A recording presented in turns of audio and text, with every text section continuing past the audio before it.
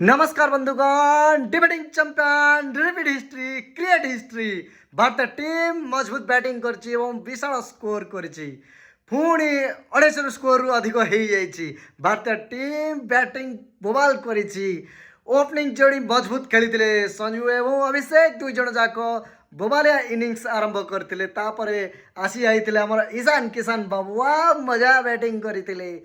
ईशान किशन का पर आसते बैटिंग करने को जिते बड़े शिवम दुबे वाह मजा आ जाएगा। लास्ट ओवर चौका छक्का चौका छक्का चौका छक्का दे दनादन मारुता शिवम दुबे सबुठ भल बैटिंग आज कर संजू ओइल पारी संजू ओइल पारी अभिषेक ओइल पारी ईशान किशन ओइल पारी शिवम दुबे भारत ट्रॉफी नवापाई स्ट्रॉन्ग बैटिंग करिछि।